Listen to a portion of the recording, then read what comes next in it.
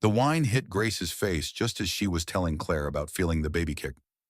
Grace Charlotte Morrison sat in the plush burgundy booth of Morrison's Steakhouse, her 7-month pregnant belly creating a gentle curve beneath her favorite navy maternity dress.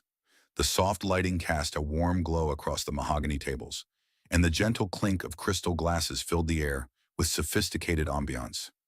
She had chosen this restaurant specifically for tonight's celebration, not because it was the city's most exclusive dining establishment, but because it held a special place in her family's history. Mom always said this was where she and Dad had their first date, Grace told her best friend Claire Elizabeth Santos, who sat across from her, sipping a glass of the restaurant's finest Chardonnay. Can you imagine 28 years ago, they sat in one of these very booths, probably nervous and excited about their future together. Claire smiled warmly, her dark eyes sparkling with affection for her friend. At 29, Claire had been Grace's anchor through every major life event: college graduation, her wedding to Richard, and now this pregnancy that had brought such joy after 2 years of trying. It's perfect that we're here tonight, Claire said, raising her glass. 7 months along, healthy baby, and you're absolutely glowing. This little celebration is well-deserved. Grace placed both hands on her belly, feeling the gentle flutter of movement beneath her palms. She's been so active today. I swear she knows we're somewhere special. She paused, her expression growing wistful. I just wish Dad could see this. 5 years is too long for a family feud, especially when there's going to be a grandchild. The estrangement from Walter James Morrison had been one of the most painful experiences of Grace's adult life. Their bitter argument about her marriage to Richard Clayton Hayes had created a chasm that seemed impossible to bridge. Walter had questioned Richard's character from the beginning, warning Grace about marrying a man whose wealth seemed to matter more than his integrity. The fight had escalated when Walter refused to attend their wedding, calling Richard a millionaire husband who thinks money can buy everything, including my daughter's happiness. Maybe the baby will be the bridge, Claire suggested gently. Grandchildren have a way of healing old wounds. Grace nodded, though uncertainty clouded her features. She had no idea that Walter Morrison now owned the very restaurant where they sat. Having purchased Morrison's Steakhouse 6 months ago as both a business investment and a sentimental tribute to his lost love with Dorothy, the original owner had been eager to sell to someone who would preserve the establishment's legacy and reputation. Richard promised he'd be home early tonight, Grace said, checking her phone for messages. He's been working such long hours on that new development project. I know being a millionaire husband comes with responsibilities, but sometimes I feel like I'm preparing for this baby alone. Claire reached across the table and squeezed Grace's hand. You're not alone. You have me, your mother, and Richard will come around once the baby arrives. Some men just need time to adjust to the idea of fatherhood. The server approached their table, a young woman with bright eyes and professional demeanor. Ladies, are you ready to order, or would you like a few more minutes? We're still waiting for my husband, Grace replied. He should be here any moment. As the server moved away, Grace felt another strong kick from the baby. She gasped softly, placing her hand on the spot where tiny feet seemed to be testing the boundaries of her womb. There she goes again, Grace laughed. I think she's going to be a soccer player. Claire leaned forward with excitement. Can I feel? Grace guided Claire's hand to the active spot on her belly. Almost immediately, another kick pressed against Claire's palm, causing both women to burst into delighted laughter. That's incredible, Claire whispered. She's really in there. Isn't she a whole little person just waiting to meet the world? The nursery is almost finished, Grace said, her voice filled with maternal pride. Richard hired the most expensive decorator in the city. Everything is perfect, from the custom crib to the hand-painted murals on the walls. Sometimes I just sit in there and imagine what it will be like when she finally arrives. The restaurant's atmosphere wrapped around them like a warm embrace. Crystal chandeliers cast dancing shadows on the cream-colored walls, while the soft murmur of conversation created an intimate backdrop for their celebration. Grace had dreamed of this moment, sharing her pregnancy joy in a place that held such family significance, even if her father wasn't there to witness it. I keep thinking about names, Grace continued. Richard wants something traditional, maybe Elizabeth or Catherine, but I've been drawn to Charlotte. It feels strong and timeless. Charlotte Morrison Hayes. Claire tested the name. I love it. It has such a beautiful sound. Grace nodded. though she noticed Claire's slight hesitation when saying Richard's name. Her best friend had never explicitly criticized her millionaire husband, but Grace sensed underlying concerns that Claire was too loyal to voice directly. "You don't have to pretend you like him," Grace said quietly. "I know you think I could have done better." Claire's expression grew careful. "I think you deserve someone who prioritizes you and your happiness above everything else. That's all any best friend wants for someone she loves." Before Grace could respond, her attention was caught by movement across the restaurant. A familiar figure was being seated at a corner table, partially hidden by an ornate pillar. Her heart skipped when she recognized the expensive suit and confident posture. "Is that Richard?" she asked Claire, squinting slightly to get a better view. Claire followed Grace's gaze, her expression immediately shifting to concern. "Grace, what? What is it?" Grace leaned forward, trying to see around the pillar more clearly. That's when she saw her, a stunning blonde woman in a form-fitting red dress, laughing intimately at something Richard was saying. The woman's hand rested casually on Richard's arm, and her body language spoke of familiarity that went far beyond business dinner conversation. Grace's breath caught in her throat. She recognized the woman from Richard's office Christmas party, Amber Sterling, who managed one of the boutique shops in Richard's commercial development. At the time, Richard had introduced her as one of our most successful tenants, but the way Amber had looked at him that night had made Grace uncomfortable. "Maybe it's just business," Claire said quickly, though her voice lacked conviction. Grace watched as Richard leaned closer to Amber, his hand moving to rest on her thigh beneath the white tablecloth. The gesture was possessive, intimate, and completely inappropriate for any business relationship. The baby seemed to sense Grace's distress, moving restlessly in her womb as her heart rate increased. 7 months of pregnancy hormones combined with the shock of discovery created a perfect storm of emotional intensity. "Oh God," Grace whispered, her hand instinctively moving to protect her belly. "Oh God, Claire, he's with her. He's actually with her." Claire immediately moved to Grace's side of the booth, wrapping a protective arm around her friend's shoulders. "We don't know what this is. There could be an explanation." But even as Claire spoke the words, they both watched Richard lift Amber's hand to his lips, pressing a tender kiss to her knuckles while gazing into her eyes with an expression Grace hadn't seen directed at her in months. The restaurant around them continued its elegant dance of service and conversation. Oblivious to the domestic drama unfolding in booth number 7, Grace felt as though she was watching her marriage dissolve in slow motion. Each intimate gesture between her millionaire husband and his beautiful companion, another nail in the coffin of her dreams. "What am I going to do?" Grace asked, her voice breaking slightly. "I'm 7 months pregnant. Claire, 7 months. How could he do this to us?" The baby kicked again, strong and insistent, as if responding to her mother's emotional turmoil. Grace looked down at her belly, realizing that her child's first introduction to family drama was happening before birth. Grace's hands trembled as she reached for her water glass, her eyes never leaving the intimate scene unfolding across the restaurant. Richard's behavior with Amber Sterling was becoming increasingly obvious, the way he leaned into her personal space, how his fingers traced patterns on her wrist, the private smiles they shared that excluded the rest of the world. "I have to talk to him," Grace said, her voice barely above a whisper. "I can't just sit here and watch this happen." Claire gripped her friend's arm gently but firmly. "Grace, you're 7 months pregnant. Your blood pressure, your stress levels, think about the baby." "I am thinking about the baby," Grace replied, her voice gaining strength. "I'm thinking about what kind of father abandons his pregnant wife for dinner with his mistress. I'm thinking about what kind of marriage I'm bringing this child into." The restaurant's soft lighting suddenly felt harsh and exposing. Grace became acutely aware of other diners who might recognize her, might witness whatever was about to unfold. As the wife of millionaire husband Richard Hayes, her life had always been somewhat public in their social circles. The thought of humiliation in such a visible setting made her stomach clench. "If you're going over there, I'm coming with you," Claire declared, sliding out of the booth. Grace struggled to stand gracefully, her pregnant belly making quick movements impossible. The navy maternity dress that had made her feel beautiful and confident now felt like a beacon announcing her vulnerability. She smoothed the fabric over her bump, took a deep breath, and began walking across the restaurant floor. Each step felt like a lifetime. The plush carpet muffled her footsteps, but Grace felt as though every eye in the restaurant was following her approach. Richard had his back to her, completely absorbed in his conversation with Amber. Unaware that his pregnant wife was approaching their table, Amber saw her first.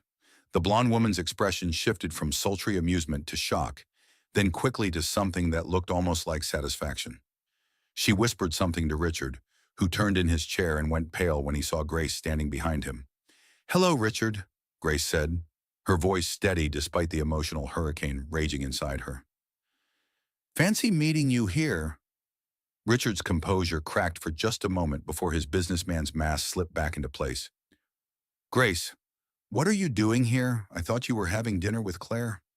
"I am having dinner with Claire," Grace replied, gesturing toward their booth where Claire stood watching anxiously. "The question is, what are you doing here? I thought you were working late at the office." Amber leaned back in her chair, studying Grace with calculating eyes.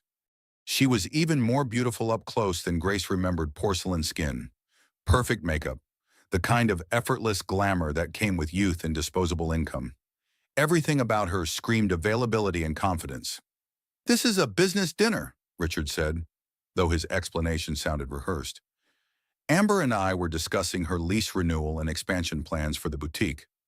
Grace looked pointedly at Richard's hand, which was still resting possessively on Amber's thigh. "Is physical contact part of all your business negotiations, or just the ones with attractive female tenants?" Richard jerked his hand away as if burned, but the damage was already done.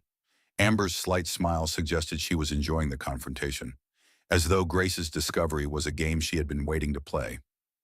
"You're being dramatic," Richard said, his voice taking on the condescending tone Grace had grown to hate. "You know how important this development project is. Amber is one of our most successful tenants."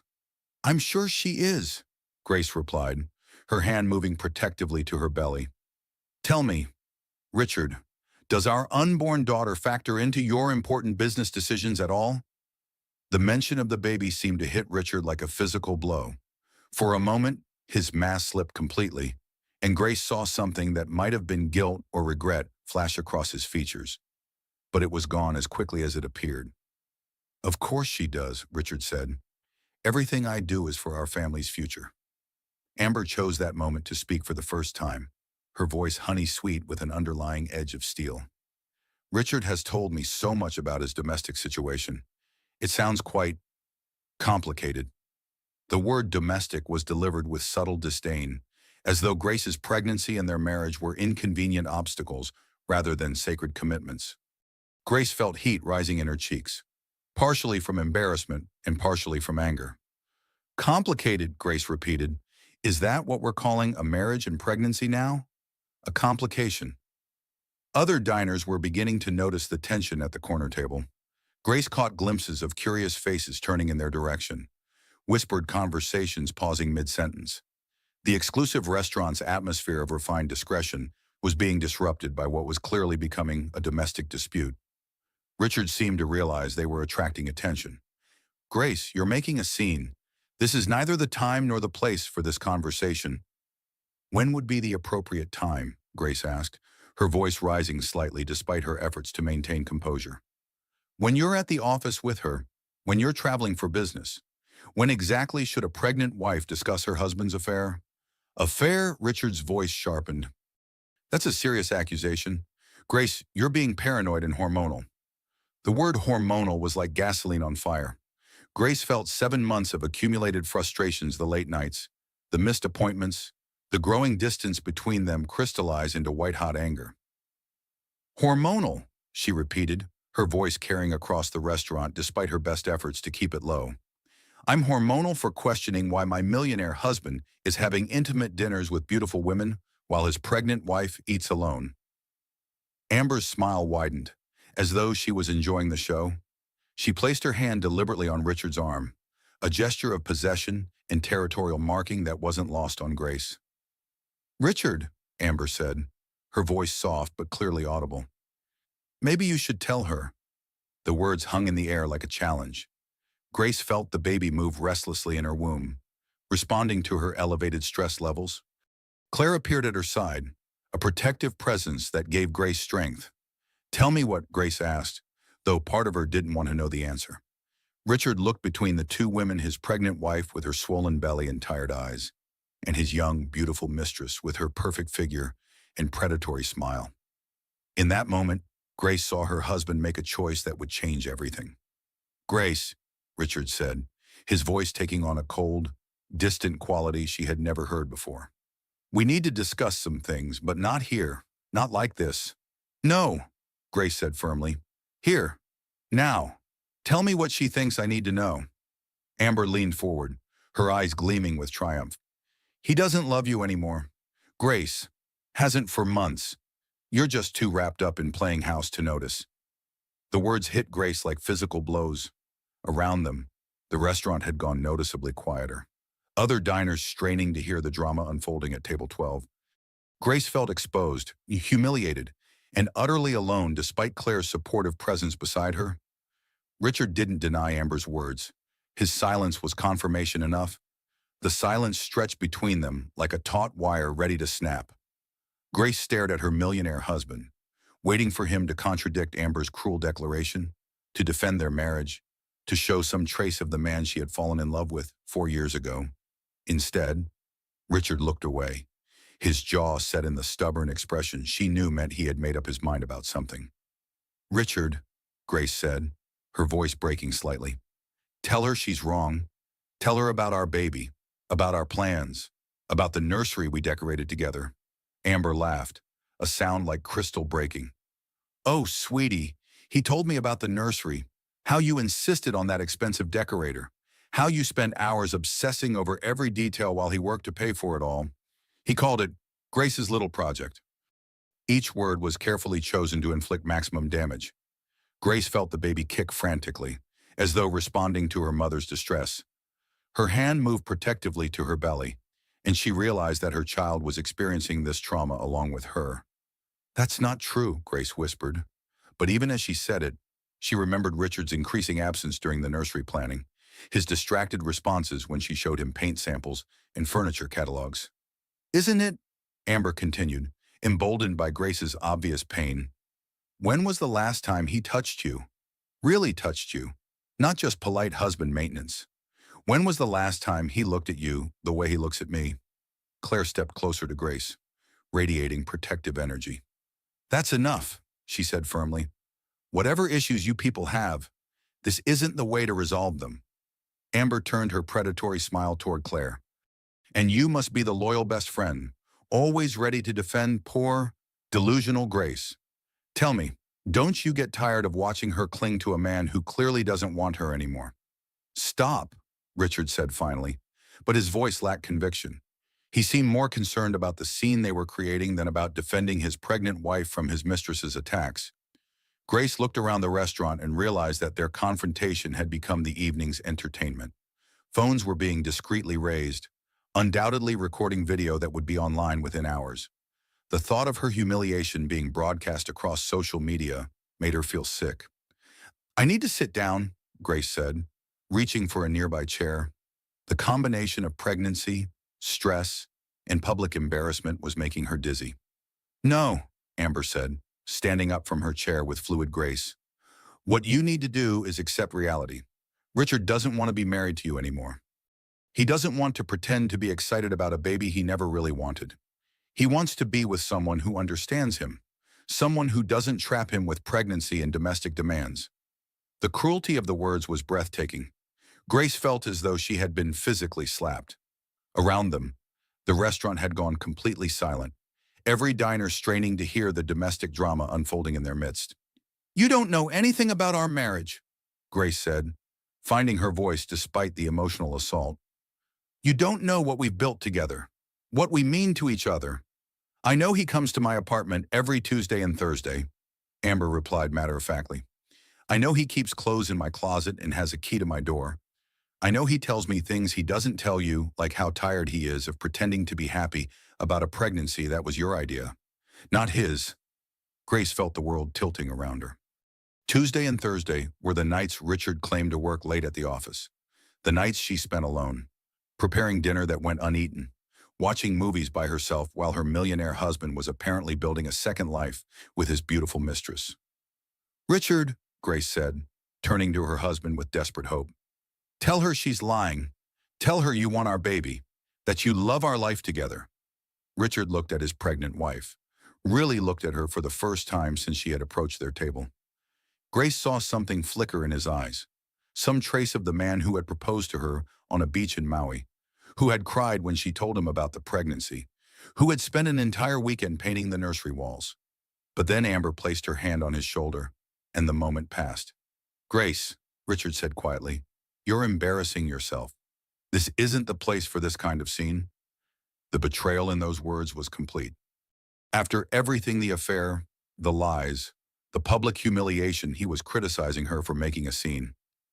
Grace felt something fundamental break inside her chest, some last vestige of hope that their marriage could be salvaged. Embarrassing myself, Grace repeated, her voice growing stronger with anger. I'm embarrassing myself by confronting my cheating husband and his mistress, by defending my marriage and my unborn child. You're being hysterical, Richard said, and Grace realized he was more concerned about the other diners' opinions than about her feelings. People are staring. That's when Amber struck. Good, the blonde woman said, reaching for her wine glass. Let them stare. Let them see what happens when women don't know when to give up gracefully. Before anyone could react, Amber threw the contents of her full wine glass directly into Grace's face. The red liquid hit her with shocking coldness, soaking her hair, streaming down her cheeks, and staining the front of her navy maternity dress. The wine's deep crimson color looked like blood against the dark fabric. The restaurant erupted in gasps and shocked exclamations. Grace stood frozen, wine dripping from her chin, her carefully styled hair now a sodden mess. The expensive maternity dress that had made her feel beautiful was ruined, clinging to her pregnant body in wet, wine-stained patches. Accept reality, Grace, Amber said, her voice cutting through the stunned silence. He doesn't love you anymore. Stop clinging to a man who's moved on. Grace felt the baby moving frantically in her womb, responding to her mother's elevated heart rate and stress hormones. The child she carried was experiencing this trauma along with her, and that realization filled Grace with protective rage that transcended her own humiliation. You threw wine on a pregnant woman, Grace said, her voice carrying clearly across the silent restaurant. In front of all these people, you threw wine on a pregnant woman. I threw wine on a woman who doesn't know when she's beaten, Amber replied without remorse. Pregnancy doesn't make you special, Grace. It just makes you inconvenient. Multiple phones were now openly recording the incident.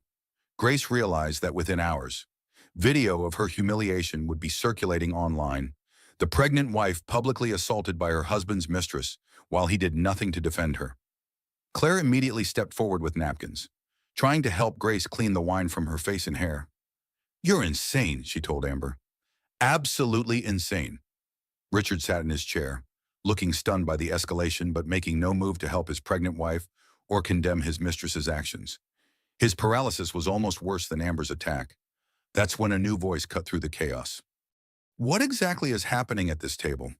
The voice was calm, authoritative, and carried the unmistakable tone of someone accustomed to being obeyed.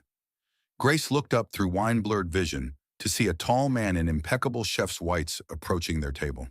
His hair was silver at the temples, his face weathered but distinguished, and his eyes blazed with carefully controlled anger. It took Grace a moment to recognize him through her shock and the wine stinging her eyes. When she did, her world shifted once again. Dad, she whispered, her voice barely audible. Walter James Morrison, owner of Morrison's Steakhouse, stood before them like an avenging angel in chef's whites. He had emerged from the kitchen after hearing the commotion, expecting to handle a typical restaurant dispute. Instead, he found his estranged daughter, whom he hadn't seen in 5 years, standing wine-soaked and humiliated while her millionaire husband sat passively by. The recognition was mutual and instantaneous. Walter's professional composure cracked as he took in the sight of his pregnant daughter, wine-stained and trembling, surrounded by the wreckage of her marriage in his restaurant. Grace, he said, his voice softer now, filled with a father's protective fury. What did they do to you? Walter James Morrison had built his restaurant empire on the principle that dignity mattered more than profit. In 25 years of hospitality management, He had seen every kind of human drama play out across dining room tables, business deals gone wrong, relationships ending, families fracturing, but nothing had prepared him to find his own estranged daughter standing wine-soaked and pregnant in the middle of his establishment, while her millionaire husband sat motionless in his chair. The recognition process was surreal and painful. Grace, with wine dripping from her hair and staining her maternity dress, looked exactly like her mother had during her own pregnancy 30 years earlier. Walter felt 25 years of protective instincts surge through him as he took in the scene, his daughter humiliated, her unborn grandchild put at risk by stress, and two people who clearly didn't deserve to breathe the same air as his family. "Grace," he said again, his voice carrying across the now silent restaurant. "Tell me what happened here." Grace's eyes filled with tears that had nothing to do with the wine. Seeing her father after 5 years of estrangement, especially in this moment of complete vulnerability, overwhelmed her already fragile emotional state. "Dad, I didn't know you owned this place," she whispered, accepting the clean towel that appeared in Walter's outstretched hand. "I came here because this is where you and Mom had your first date. I thought it would be good luck for the baby." Walter's expression softened for a moment as he helped his daughter wipe wine from her face. "I bought it 6 months ago," he said gently. "I thought about calling you, telling you about it, but I was too stubborn to answer," Grace finished, understanding flooding her features. The tender moment was interrupted by Richard, who finally seemed to grasp the magnitude of the situation unfolding around him. "You're Walter Morrison, the Walter Morrison, who owns half the restaurants in the city." Walter's attention turned to his son-in-law with the intensity of a laser beam. "I'm Walter Morrison, who owns this restaurant, where my pregnant daughter has just been assaulted while her husband sat and watched." "It wasn't assault," Amber interjected, apparently oblivious to the shift in power dynamics at the table. "It was wine. No one was hurt." Walter looked at Amber with the kind of attention a scientist might give to an interesting but unpleasant specimen. "You threw wine at a pregnant woman in my restaurant, and you don't think anyone was hurt?" "She was being dramatic," Amber said, lifting her chin defiantly, making a scene over something that's really none of her business anymore. The audacity of the statement left Walter momentarily speechless. Around them, the restaurant staff had begun to gather at a respectful distance, recognizing their employer's protective stance and ready to act on his orders. "None of her business," Walter repeated slowly. "The marriage and pregnancy are none of the wife's business." Richard finally found his voice, though it came out smaller than his usual confident businessman's tone. "Mr. Morrison, this is a private matter between my wife and me. I'm sure we can work this out without involving restaurant management." Walter turned his full attention to Richard, and Grace saw her father transform from concerned parent to business predator in the space of a heartbeat. This was the Walter Morrison who had built an empire from nothing, who commanded respect from city councilmen and corporation executives alike. "Private matter," Walter said, his voice dangerously quiet. "In my restaurant with my pregnant daughter wearing wine like a badge of shame, while you sit there like a statue." Claire, who had been silently supporting Grace throughout the confrontation, spoke up for the first time since Walter's arrival. "Mr. Morrison, Grace needs to sit down. The stress isn't good for the baby." Walter immediately signaled to his staff, and within seconds a chair appeared for Grace. She sank into it gratefully, one hand on her belly where the baby was still moving restlessly. "How far along are you?" Walter asked, his voice gentle again as he focused on his daughter. 7 months, Grace replied. "It's a girl. We're naming her Charlotte." "Sir." Walter's eyes brightened at the news, and for a moment the family resemblance between father and daughter was unmistakable. "Charlotte Morrison Hayes," he said, testing the name. "She'll be beautiful, just like her mother." "Actually," Amber said, apparently determined to insert herself back into the conversation, "that's assuming the marriage lasts long enough for the baby to be born into it."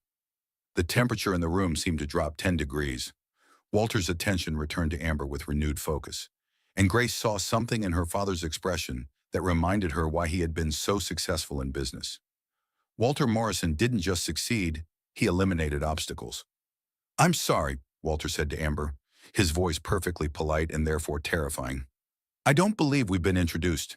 "You are, Amber Sterling, she replied, apparently mistaking his politeness for friendliness. I manage one of the boutique shops in Richard's development. Ah, Walter said, nodding as though this explained everything. You work for my son-in-law. Well, technically I lease space from his company, Amber corrected, but we have a very close working relationship. I'm sure you do, Walter replied. Close enough that you felt comfortable throwing wine at his pregnant wife in a public restaurant? For the first time since the confrontation began, Amber seemed to realize that the situation might not be proceeding in her favor. She looked to Richard for support, but he was staring at Walter with growing comprehension of just how badly he had miscalculated. Walter reached into his jacket pocket and withdrew a business card, which he handed to Richard. My card, he said simply. I think you'll find my contact information very interesting. Richard looked at the card and paled visibly. Walter Morrison's business empire extended far beyond restaurants. He owned hotels, catering companies, event venues, and had partnerships with every major hospitality business in the city. Being Walter Morrison's son-in-law had been a potential advantage that Richard had thrown away through his affair and his passive acceptance of his mistress's abuse.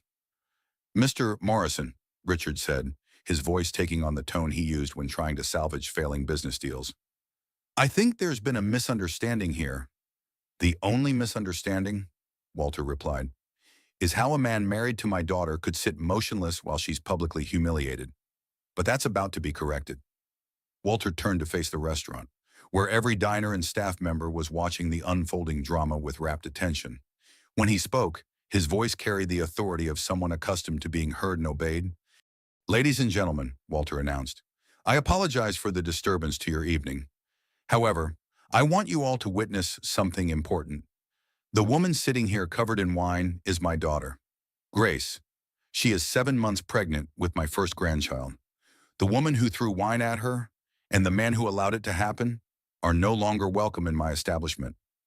A murmur rippled through the restaurant as diners absorbed this information. Several people were still recording with their phones, capturing not just the original incident, but Walter's response to it. Furthermore, Walter continued, I want everyone to know that this incident has been recorded by our security cameras from multiple angles. The footage will be available to anyone who needs it, media, legal authorities, or social media platforms. Grace looked up at her father with a mixture of love, gratitude, and amazement. In 5 minutes, Walter had accomplished what she couldn't do in 5 years of marriage. He had made Richard face consequences for his actions. Amber finally seemed to understand that she had made a catastrophic error in judgment. You can't ban us from a public restaurant, she said, though her voice lacked its earlier confidence. Walter smiled, and Grace remembered that expression from her childhood. It was the smile he wore when explaining to her why certain rules existed and what happened to people who broke them. Miss Sterling, Walter said, this is a private establishment, and I can ban anyone I choose. But don't worry, you won't just be banned from Morrison's Steakhouse. You'll be banned from every restaurant I own, every restaurant my friends own, and every establishment in this city that values my business relationships. Richard stood up abruptly, finally grasping the full implications of the situation. Walter, surely we can discuss this reasonably. As businessmen, Walter repeated. Richard, you just lost the right to call yourself a businessman. A businessman understands consequences. A businessman protects his investments. A businessman doesn't sit silently while his pregnant wife is assaulted in the city's most exclusive restaurant. Grace felt the baby calm down as her own stress levels began to decrease.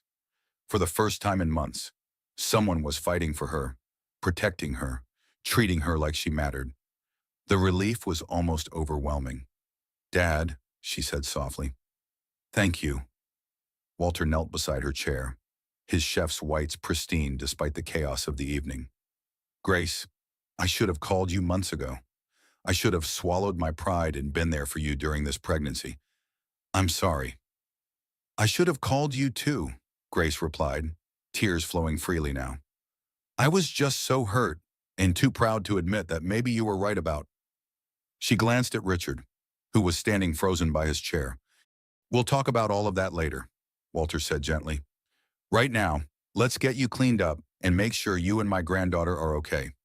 As Walter helped Grace to her feet, preparing to escort her to a private dining room where she could recover from the evening's trauma. He turned back to Richard and Amber with an expression that could have frozen fire. "You have 10 minutes to finish your business dinner and leave my restaurant," he said. "After that, security will escort you out. And Richard, I suggest you think very carefully about how you want the situation to proceed, because your business reputation in this city now depends entirely on how you treat my pregnant daughter." The threat was delivered with quiet authority, but everyone in the restaurant understood its implications. Walter Morrison didn't just own restaurants, he owned influence, connections, and the power to make or break careers in their social and business circles.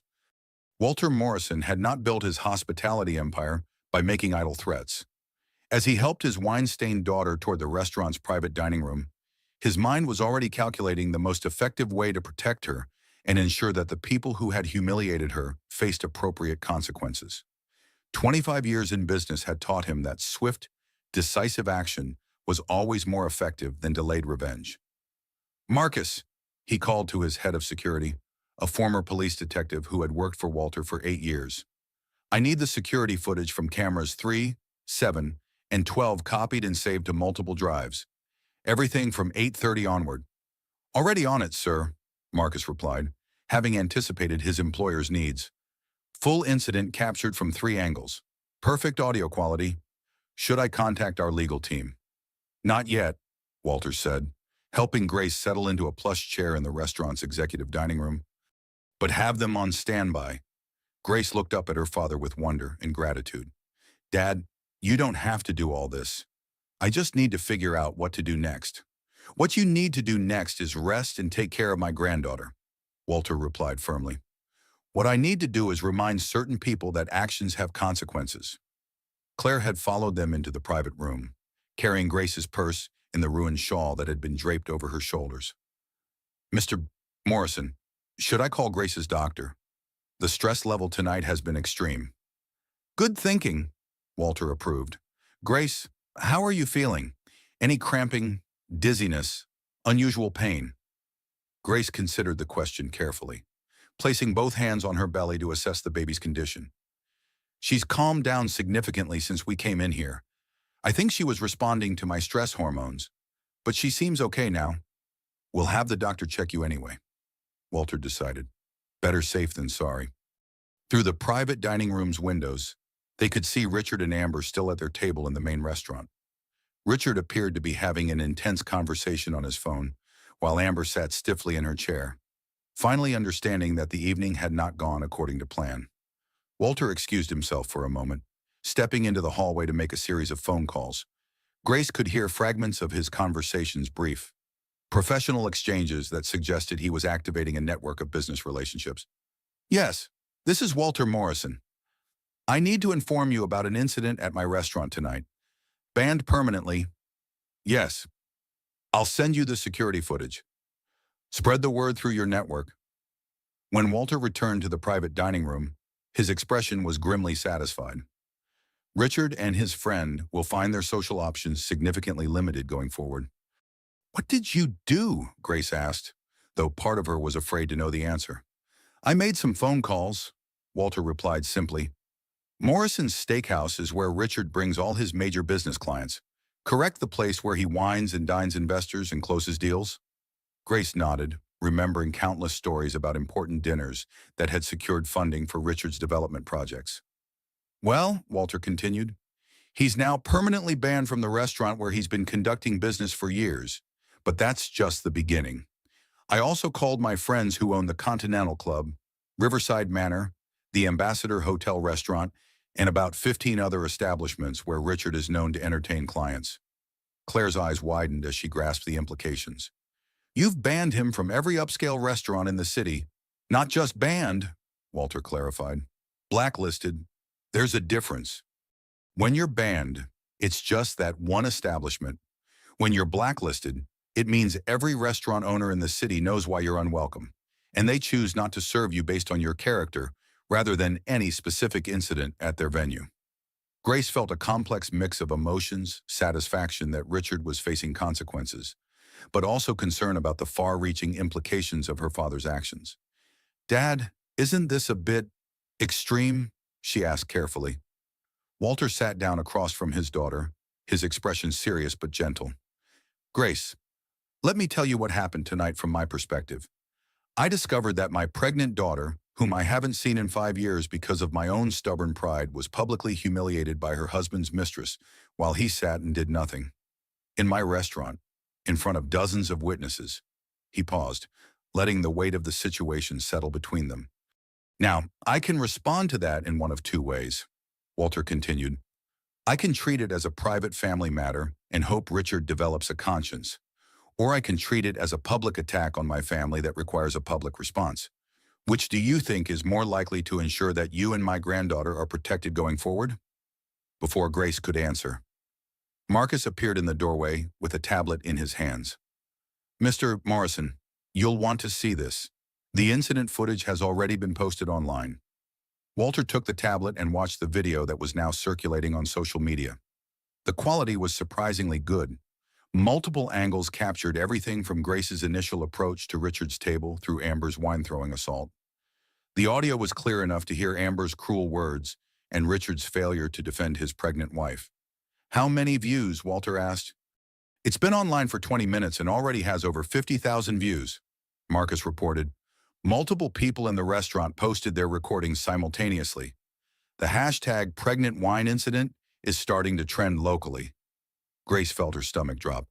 Oh God, this is going to be everywhere, isn't it? Yes, Walter said matter-of-factly, which is why my response needs to be immediate and comprehensive. Public humiliation requires public justice.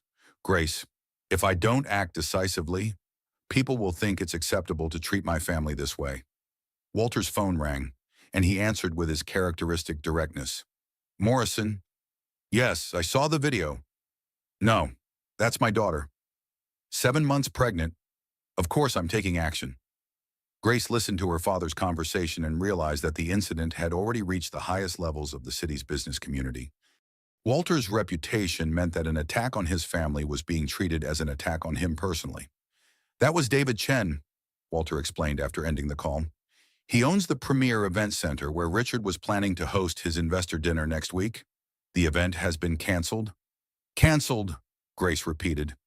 Permanently, Walter confirmed. David doesn't want to be associated with someone who allows pregnant women to be assaulted while he sits passively by. Bad for business. Bad for reputation. Claire shook her head in amazement. Mr. Morrison, you've destroyed Richard's professional life in less than an hour. I've allowed Richard to destroy his own professional life, Walter corrected.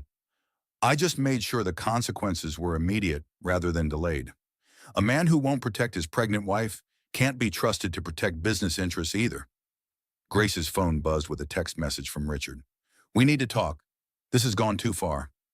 She showed the message to her father, who read it with evident disgust. Now he wants to talk, Walter observed. After his wife was humiliated, after his business reputation started crumbling, now he thinks dialogue might be useful. Should I respond? Grace asked. That's entirely up to you, Walter replied. But I suggest you consider whether Richard is reaching out because he's genuinely remorseful or because he's just realized how much this incident is going to cost him. Before Grace could decide how to respond, her phone rang. The caller ID showed Richard's office number, which meant he was probably calling from the restaurant's bar area.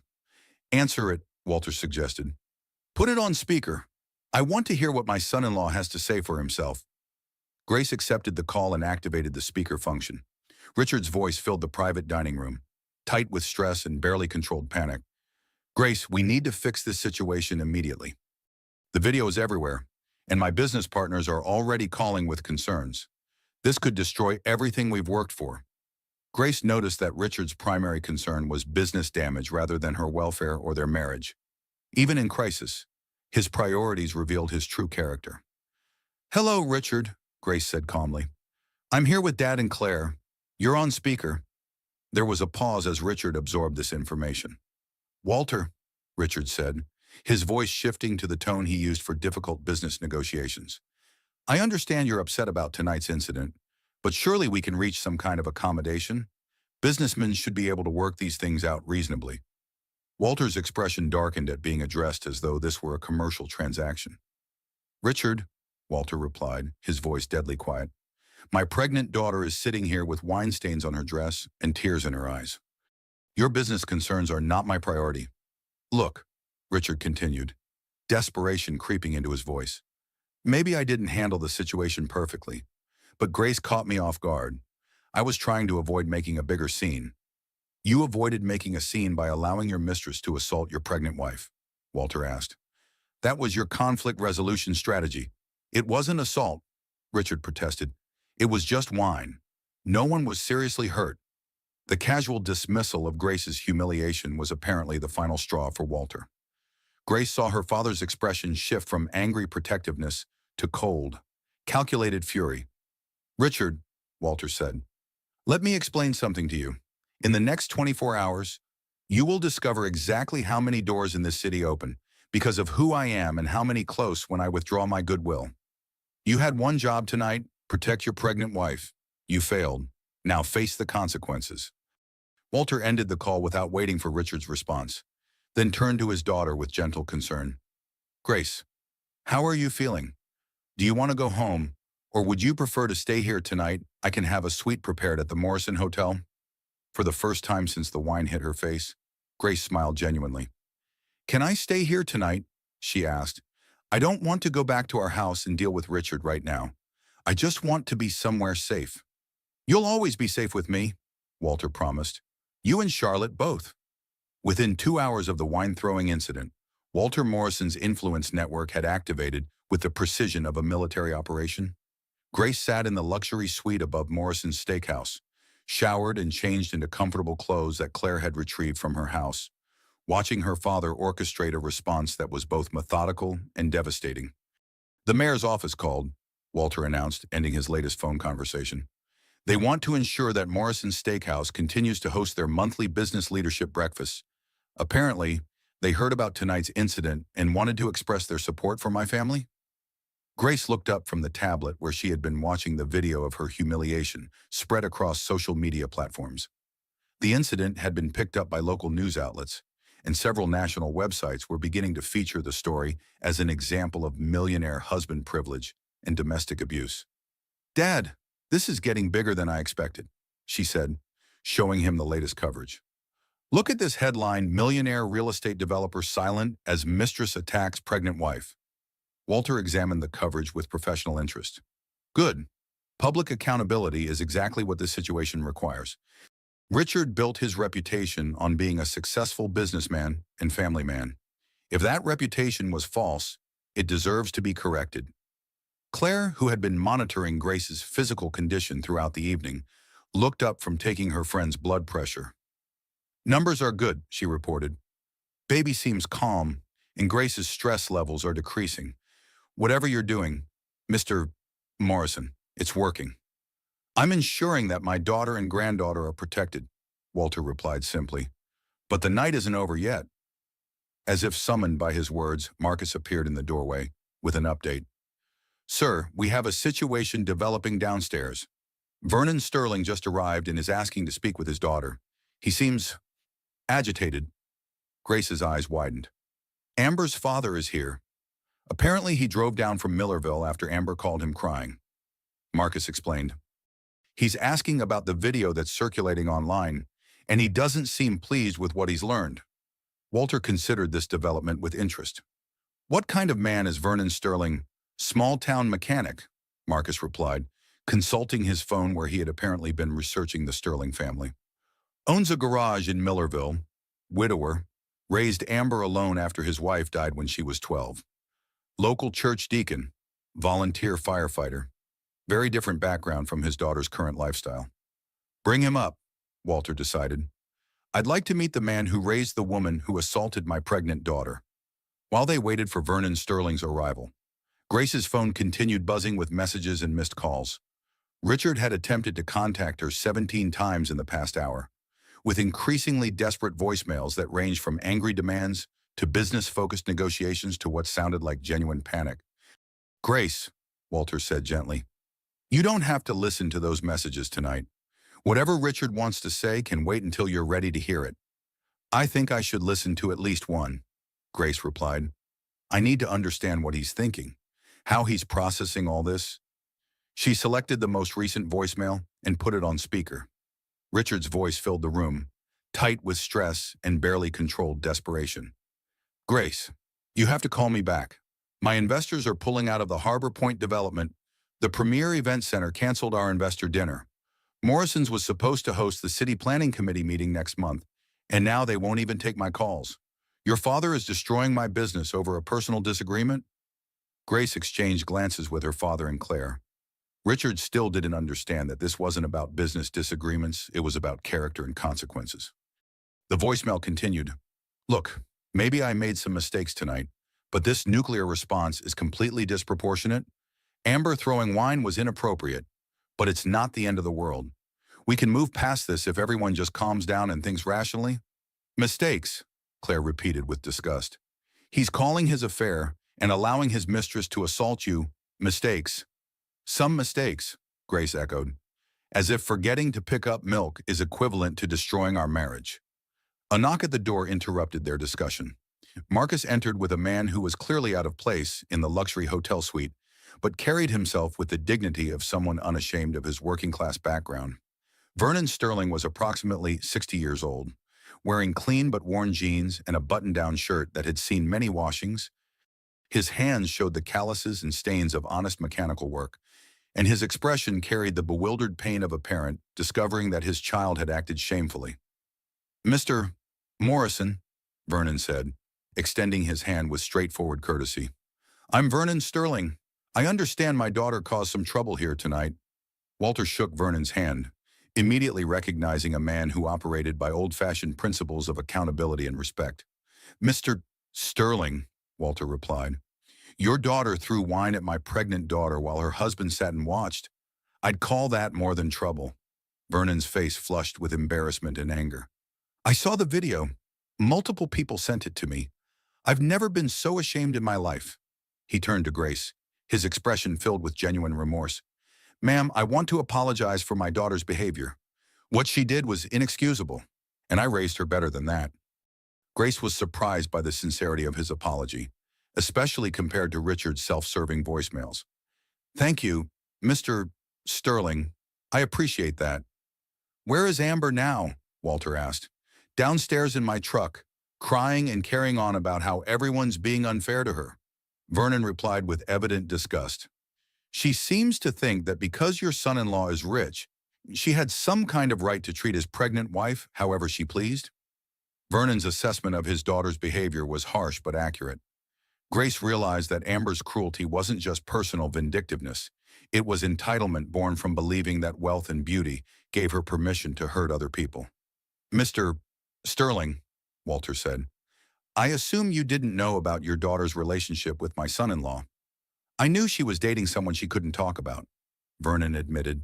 Someone complicated, she said. I figured it was some rich boy whose family wouldn't approve of a mechanic's daughter. I never imagined it was a married man with a pregnant wife. The pain in Vernon's voice was evident. Like Walter, he was a father dealing with the consequences of his child's choices. But unlike Richard, Vernon was taking responsibility and expressing genuine remorse. What are you planning to do? Claire asked gently. Vernon's expression hardened with paternal determination. I'm taking her home. Tonight, she's going to quit that boutique job, move back to Millerville, and remember who she really is. This big city lifestyle has made her forget her values. She's an adult, Grace pointed out. She can refuse to go with you. She can, Vernon agreed, but I pay for her apartment, her car, and most of her expenses.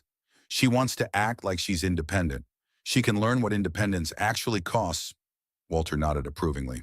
Financial consequences have a way of clarifying priorities. I also want to pay for cleaning that dress, Vernon continued, addressing Grace directly. And any medical expenses if the stress caused problems with your pregnancy. It's not enough to make up for what she did, but it's something. Grace was touched by Vernon's offer, especially since it came without legal pressure or business motivation. That's very kind, Mr. Sterling, but it's not necessary. It is necessary, Vernon insisted. My wife died when Amber was 12, and I'm afraid I spoiled her afterward, trying to make up for her not having a mother. I created a girl who thinks the world owes her whatever she wants, And tonight she took that attitude out on an innocent woman? The conversation was interrupted by the arrival of another unexpected visitor. Marcus appeared in the doorway again, this time with an expression of surprise rather than routine professional alertness. "Mr. Morrison," he announced. "Mrs. Maureen Hayes is here to see you. She says she's Grace's mother-in-law and needs to speak with the family urgently." Grace's eyes widened in shock. "Richard's mother is here. How did she even know what happened?" "Mrs. Hayes appears very well informed about the evening's events," Marcus replied diplomatically. Maureen Rose Hayes was a formidable woman who had never particularly liked Grace, viewing her as an unsuitable match for her successful son. Her arrival at Morrison's Steakhouse at 11 o'clock on a Tuesday night suggested that the incident had reached even the highest levels of the Hayes family hierarchy. "Show her up," Walter decided. "This evening is apparently going to include representatives from all the affected families." As they waited for Maureen's arrival, Vernon Sterling made his excuses and prepared to leave with his daughter. "Mr. Morrison, Mrs. Hayes," he said formally. "Again, I apologize for my daughter's behavior. You won't have any more trouble from the Sterling family." He turned to Grace one final time. "Ma'am, I hope your baby is born healthy and happy. You deserve better than what you got tonight." After Vernon left, Grace reflected on the strange dynamics of the evening. Amber's father had shown more genuine concern for her welfare than her own husband had displayed. Richard's failure to protect her was becoming more obvious with each comparison to how other men her father. Vernon Sterling had responded to the situation. "Grace," Walter said gently, "are you prepared to face Maureen Hayes? She's never been your biggest supporter." "I know," Grace replied, straightening her shoulders with determination. "But maybe tonight will help her understand what kind of man her son really is." When Maureen Hayes entered the luxury suite, she carried herself with the imperious confidence of old money and social position. At 62, she remained elegant and intimidating, dressed in expensive clothes despite the late hour. But Grace noticed something different in her mother-in-law's expression, concern that seemed genuine rather than merely protective of family reputation. "Grace," Maureen said without preamble, "I saw the video. Are you all right? Is the baby all right?" The unexpected maternal concern in Maureen's voice surprised everyone in the room. Grace had been prepared for criticism or blame, not genuine worry about her welfare. "We're both okay," Grace replied carefully. "It was just very stressful and humiliating." Maureen's attention turned to Walter with newfound respect. "Mr. Morrison, I believe we have much to discuss about my son's behavior tonight." Maureen Rose Hayes had spent 38 years molding her son Richard into what she considered the perfect combination of business success and social respectability. She had overseen his education, guided his career choices, and approved his marriage to Grace as a suitable union that would produce acceptable grandchildren while maintaining the Hayes family's reputation in their elite social circles. But the video circulating across social media platforms showed her son failing catastrophically at the most basic requirement of manhood, protecting his pregnant wife from public assault. For Maureen, this wasn't just personal disappointment, it was a fundamental threat to everything the Hayes family represented. "Mr. Morrison," Maureen began, settling into one of the suite's elegant chairs with practiced grace. "I want you to know that Richard's behavior tonight does not represent the values I raised him with or the standards the Hayes family maintains." Walter studied his counterpart with interest. Maureen Hayes was exactly the kind of formidable matriarch he had expected to produce. Richard wealthy, influential, accustomed to controlling outcomes through social pressure and family authority. "Mrs. Hayes," Walter replied formally, "your son sat motionless while his pregnant wife was publicly humiliated. Those actions speak to his character more clearly than any family values." "I agree completely," Maureen said, surprising everyone in the room. "Which is why I'm here to discuss how we're going to correct the situation." Grace looked at her mother-in-law with confusion and suspicion. In 4 years of marriage, Maureen had never shown particular concern for Grace's welfare, viewing her as adequate but not ideal wife material for her precious son. "What exactly are you proposing to do?" Grace asked carefully. Maureen's expression hardened with maternal determination. "I'm proposing to save my son from his own stupidity before he destroys not just his marriage, but his business his reputation, and any hope of a relationship with his child. She turned to address Grace directly, her voice taking on a tone of frank assessment. Grace, I'll be honest with you. I never thought you were the perfect match for Richard. I thought he could have done better, married someone with more social connections or family wealth. The brutal honesty was typical Maureen, but Grace appreciated the directness after a night of lies and manipulation. However, Maureen continued, you've been a loyal wife. You're carrying my first grandchild, and you've conducted yourself with dignity throughout this marriage. Richard's behavior tonight shows that he's the one who doesn't deserve you, not the other way around. Claire nearly choked on her coffee at this unexpected reversal. Even Walter looked surprised by Maureen's assessment. What changed your mind? Grace asked. The video, Maureen replied simply. Watching my son allow his mistress to throw wine at his pregnant wife while he sat there like a coward made me realize that I've failed as a mother. I raised a man who doesn't understand honor, loyalty, or basic human decency. Maureen's phone rang, and she answered with her characteristic authority. Yes, Richard. No, I will not come home and help you manage this crisis. Because you created this crisis through your own choices, the Hayes family reputation is now my priority, not your convenience. She ended the call and looked around the room with grim satisfaction. That was my son, demanding that I use my influence to fix the situation. He seems to believe that family connections can undo the consequences of his character failures. Can they? Walter asked with interest. Perhaps, Maureen admitted. I have significant social and business influence in this city.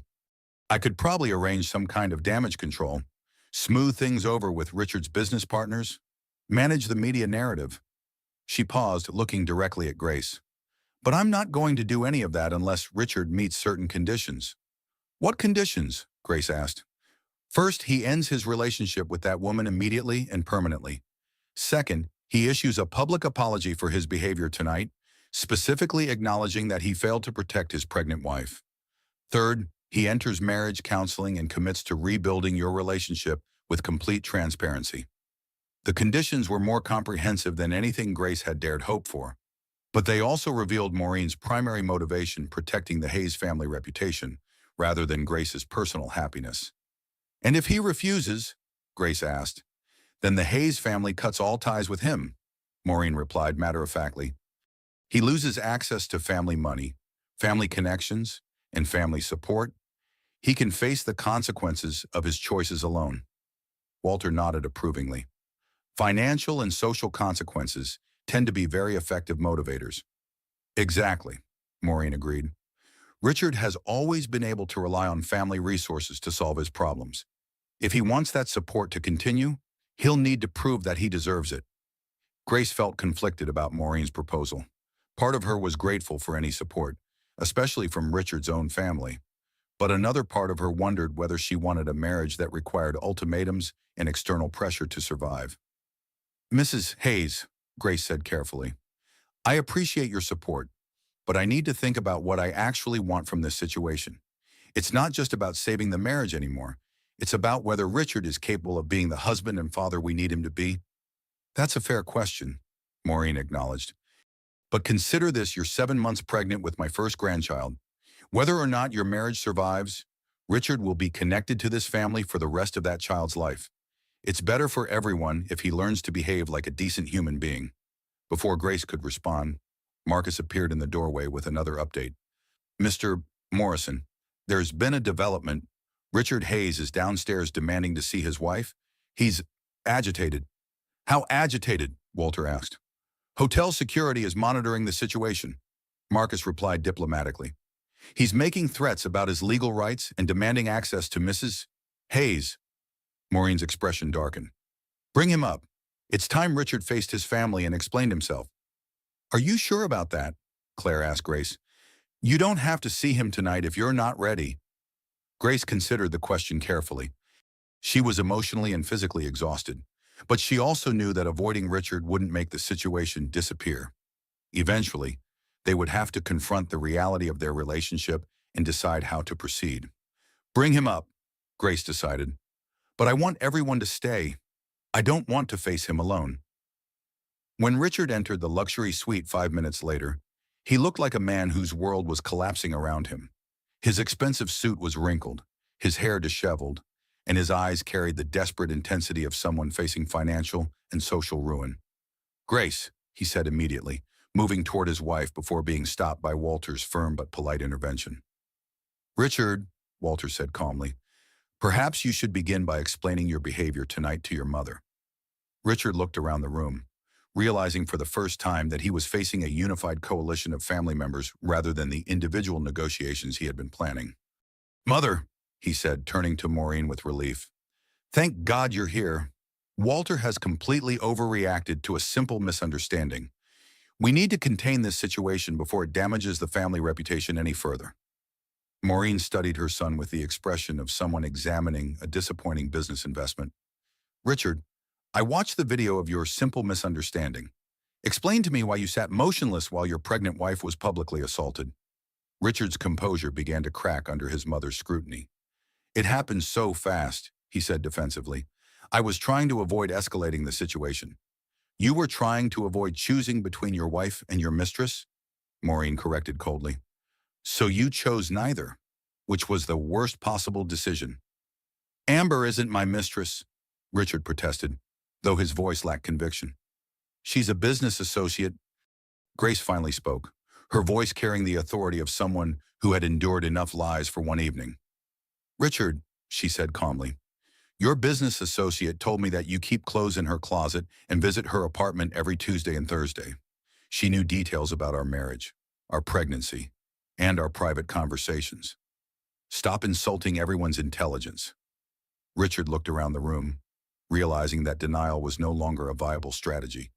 The evidence was overwhelming, the consequences were mounting, and his support system was demanding accountability rather than enabling his behavior. "Fine," he said, his voice taking on the bitter tone of someone forced into an unwanted confession. "Yes, I've been seeing Amber. Yes, it's more than business. But Grace, our marriage has been difficult for months. You've been so focused on the pregnancy, so emotional and demanding. Amber understands my pressures, my needs. Sopredi." The justification was exactly what Grace had expected, Richard portraying himself as the victim of circumstances rather than the architect of his own choices. "So you cheated because pregnancy made me inconvenient?" Grace asked, her voice dangerously quiet. "I didn't plan for it to happen," Richard continued, apparently believing that lack of premeditation somehow reduced his culpability. "Amber was there. She was supportive. She made me feel like myself again instead of just a provider for endless baby preparations." Maureen's expression grew increasingly disgusted as her son revealed the shallow selfishness that had motivated his affair. "Richard, you sound like a teenager justifying shoplifting. Take responsibility for your choices." "I am taking responsibility," Richard snapped, his composure finally cracking completely. "But this nuclear response is insane. Walter has destroyed my business relationships over a personal matter. That video has been seen by everyone I work with. My investors are panicking, my clients are questioning my judgment, and my reputation is ruined." "Your reputation should be ruined," Walter said matter-of-factly. "A man who betrays his pregnant wife and allows her to be publicly humiliated doesn't deserve a good reputation." Richard turned on his father-in-law with desperate anger. "You don't understand the business implications of this situation. I have employees depending on me, projects that will fail without proper financing, commitments that require social and professional credibility. Then you should have considered those implications before you decided to have an affair," Grace said, feeling a strange sense of clarity emerging from her exhaustion and pain. "The business consequences aren't punishment for tonight's incident, Richard. They're the natural result of your character being publicly revealed." For the first time since entering the room, Richard seemed to understand that he wasn't going to be able to negotiate or manipulate his way out of the situation. The coalition against him was too strong, the evidence too clear, and the consequences too far advanced to be easily reversed. "What do you want from me?" he asked, his voice carrying the defeated tone of someone finally ready to face reality. "What will it take to fix this?" Grace looked at her millionaire husband, the man she had loved, married, entrusted with her future, and realized that the most important question wasn't what it would take to fix their relationship. The question was whether their relationship was worth fixing at all. By dawn Wednesday morning, Richard Clayton Hayes discovered that his business empire was built on relationships more fragile than he had ever imagined. What he had always considered his professional success was actually a complex web of social connections, personal trust, and reputation that could be unraveled with shocking speed when the foundation cracked. Grace sat in the Morrison Hotel suite, watching the sunrise through floor-to-ceiling windows, while her father updated her on the rapidly escalating consequences of the previous night's incident. Walter had spent the early morning hours fielding phone calls from business associates, all of whom had seen the viral video and were now reassessing their relationships with Richard Hayes. Harbor Point Development just canceled their partnership agreement, Walter reported, checking his messages over coffee. That was Richard's biggest project, $40 million in planned investment. Canceled completely, Grace asked, though she was beginning to understand that her father's influence network was more extensive than she had realized. The lead investor called me personally, Walter explained. He said he couldn't justify partnering with someone who demonstrated such poor judgment in personal crisis management. His exact words. Claire, who had spent the night in the suite to monitor Grace's condition, looked up from her laptop where she had been tracking the incident's coverage across social media platforms. The video has over 2 million views now. It's been picked up by national news outlets as an example of privilege and domestic indifference. The transformation of a personal humiliation into a nationwide symbol of millionaire husband entitlement was surreal for Grace. She had gone to Morrison's Steakhouse for a quiet celebration with her best friend and instead become the face of pregnant women everywhere who had been betrayed by the men who were supposed to protect them. "How is Richard handling all this?" Grace asked, though she wasn't sure she wanted to know the answer. "Not well," Walter replied. "According to his office manager, he's been making increasingly desperate phone calls since 5 a.m., trying to salvage business relationships and contain the damage. Most people aren't taking his calls." Maureen Hayes arrived at the suite precisely at 8 o'clock, carrying herself with the rigid dignity of someone determined to maintain standards, even in crisis. She had clearly spent the early morning hours conducting her own damage assessment and developing a strategy for family preservation. "Grace," Maureen said without preamble, "I've spoken with Richard 3 times since last night. He's finally beginning to understand the magnitude of his errors." "Understanding and changing are different things," Grace replied, placing a protective hand on her belly where baby Charlotte was moving gently in response to her mother's voice. "Indeed they are," Maureen agreed, "which is why I've implemented certain financial consequences to ensure his understanding translates into action." Walter looked at his counterpart with professional interest. "What kind of financial consequences?" "The Hayes Family Trust Fund has very specific moral clauses," Maureen explained with grim satisfaction. "Adultery, abandonment of family responsibilities, and behavior that damages the family reputation all trigger automatic suspensions of financial support." "How much financial support are we talking about?" Claire asked. "Richard receives approximately $200,000 annually from family investments," Maureen replied. "His lifestyle, business operations, and personal expenses are built around that guaranteed income. Without it, his financial position becomes significantly more precarious." Grace began to understand why Richard had seemed so panicked during the previous night's confrontations. His apparent wealth was partially illusory, dependent on family money that could be withdrawn if he failed to meet family expectations. "There's more," Maureen continued. "The Hayes family also owns the building where Richard's office is located. His lease is due for renewal next month, and family properties have very strict moral standards for tenants." "You're evicting him from his own office?" Grace asked with surprise. "I'm requiring him to meet the same standards we apply to all tenants," Maureen corrected. "Professional behavior, ethical conduct, and reputation that reflects well on the property. He currently fails all 3 criteria," Walter nodded approvingly. "Comprehensive consequences tend to be more effective than partial ones." "However," Maureen said, turning to address Grace directly, "these consequences can be reversed if Richard demonstrates genuine rehabilitation. The question is whether you're willing to give him that opportunity." Before Grace could respond, her phone rang with a call from Dr. Patricia Santos, her obstetrician. Grace answered with some concern, wondering if the previous night's stress had created medical complications. "Grace," Dr. Santos said, I heard about the incident last night through mutual friends. How are you feeling? Any cramping, bleeding, or unusual symptoms? I feel okay, Grace replied, though she realized she hadn't been paying careful attention to her body's signals amid all the family drama. The baby has been moving normally, and I don't have any physical pain. I'd like to see you this morning for a complete checkup, Dr. Santos said. Just to be safe, extreme stress can sometimes trigger early labor, and we want to make sure everything is progressing normally. Grace agreed to the appointment, grateful for Dr. Santos's proactive concern.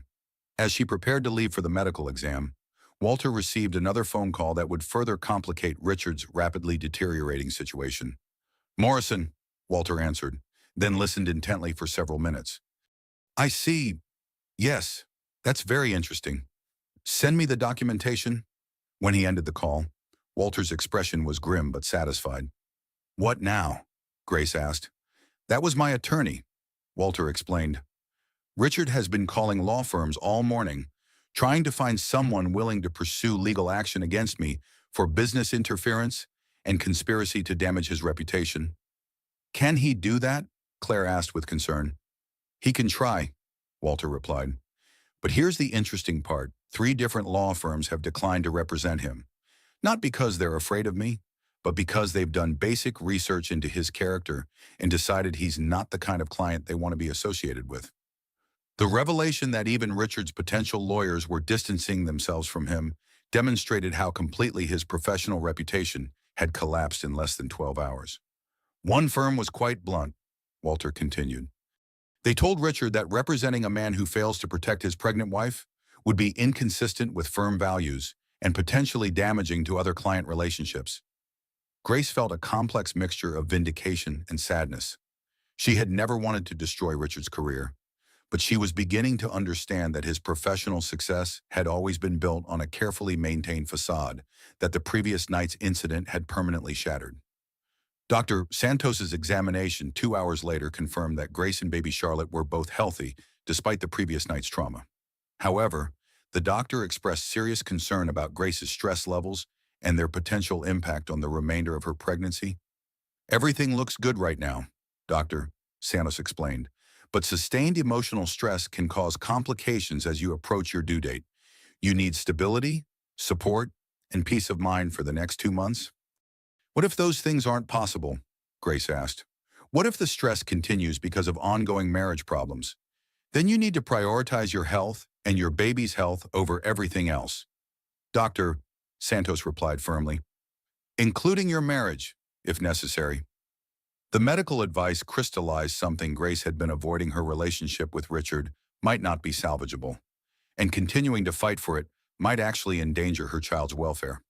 When Grace returned to Morrison's steakhouse for lunch with her father, she found him meeting with a man she didn't recognize, a distinguished gentleman in an expensive suit who carried himself with the confidence of significant authority. Grace, Walter said, standing to make introductions. This is Judge Harrison Mills. He's an old friend who wanted to meet you after hearing about last night's incident. Judge Mills extended his hand with gentle courtesy. Mrs. Hayes, I'm sorry about what you experienced. No pregnant woman should ever be subjected to such treatment. Thank you, Your Honor, Grace replied, wondering why her father's friend had requested this meeting. I asked Judge Mills to join us, Walter explained, because Richard has been making threats about legal action, and I wanted you to understand your options from someone with extensive family law experience. Judge Mills nodded seriously. Mrs. Hayes, your husband's behavior last night, specifically his failure to protect you from assault, could be considered grounds for divorce in this state. More importantly, his public demonstration of poor judgment could be relevant in custody considerations. The mention of custody made Grace's hands move protectively to her belly. She hadn't considered that her marriage problems might affect her rights as a mother. What do you mean? She asked carefully. A man who allows his pregnant wife to be publicly assaulted demonstrates questionable parental judgment, Judge Mills explained. Family courts take such incidents very seriously when determining custody arrangements and parental fitness. Walter leaned forward with interest. Are you saying Richard's behavior could affect his access to his own child? I'm saying that character matters in family court, Judge Mills replied. A father who prioritizes his mistress over his pregnant wife raises questions about his ability to prioritize his child's welfare over his own desires. Grace felt overwhelmed by the legal implications being discussed. She had gone from trying to save her marriage to potentially fighting for custody of her unborn child in the span of 24 hours. "I don't want to keep Richard from his daughter," Grace said quietly. "Despite everything, he should have the opportunity to be a father." "That's very generous," Judge Mills acknowledged. "But you should also protect yourself legally, document everything, save all communications, and consider consulting with a family attorney to understand your rights." The conversation was interrupted by the arrival of Richard himself, who had apparently tracked Grace to the restaurant through her credit card usage. He entered Morrison's Steakhouse with the desperate confidence of someone making a final gambit, only to stop short when he realized Grace was meeting with a judge. "Grace," Richard said, approaching their table with obvious anxiety, "we need to talk privately. This situation has gone far enough." "Mr. Hayes," Judge Mills said politely, "I don't believe we've been introduced. I'm Judge Harrison Mills." Richard's face went pale as he recognized the name. Judge Mills was one of the most respected family court judges in the state, known for his strict standards and intolerance for domestic misconduct. "Your Honor," Richard said carefully, "I hope you understand that last night's incident has been blown completely out of proportion. A private disagreement between spouses shouldn't become a public spectacle." "A private disagreement," Judge Mills repeated with raised eyebrows. "Mr. Hayes, I've seen the video. Your wife was publicly assaulted while you sat motionless. That's not a disagreement, that's abandonment of duty." Richard's composure began to crack under judicial scrutiny. "Your Honor, surely you understand that marriage is complicated, that there are always two sides to every story." "Indeed there are," Judge Mills agreed. "However, some actions speak for themselves regardless of context. A pregnant woman being attacked while her husband fails to intervene is one of those actions." Walter watched the exchange with satisfaction, realizing that Richard was being forced to confront the legal as well as social consequences of his choices. "Richard," Grace said quietly, "Judge Mills is here as Dad's friend, not in any official capacity, but his perspective is helping me understand the full scope of what happened last night." "What happened last night was a misunderstanding that's been deliberately escalated by your father's business interference," Richard replied, his voice taking on the defensive tone that had become increasingly familiar. "What happened last night," Walter corrected, "was the public revelation of your character.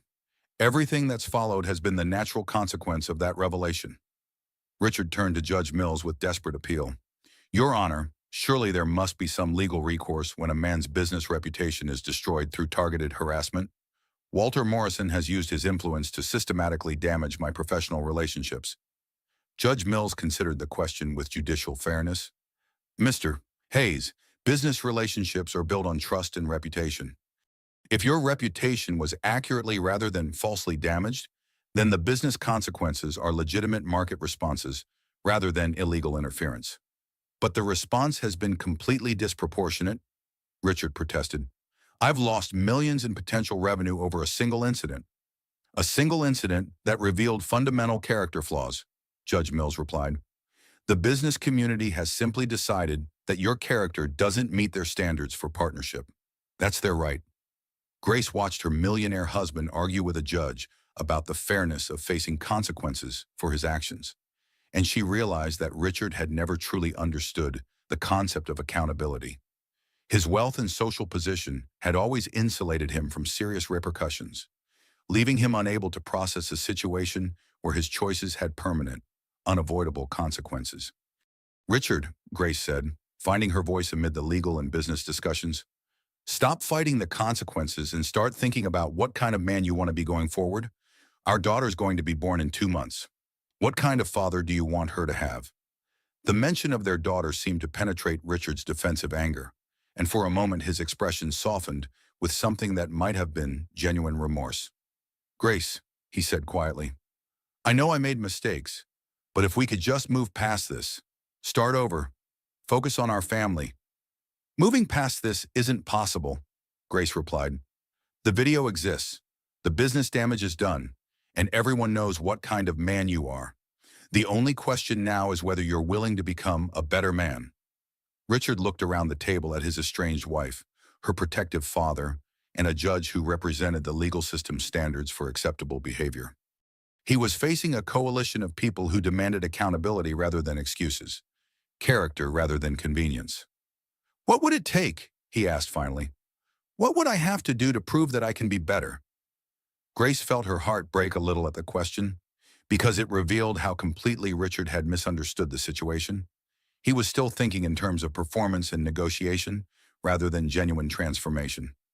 "Richard," she said gently, "you can't prove you're a better man. You have to actually become one, and that's something only you can decide to do." The next morning brought an unexpected visitor to Morrison's steakhouse. Dorothy Mae Morrison, Grace's mother and Walter's ex-wife, arrived precisely at 9 o'clock with the determined expression of a woman who had spent the night making difficult decisions about family loyalty and maternal protection.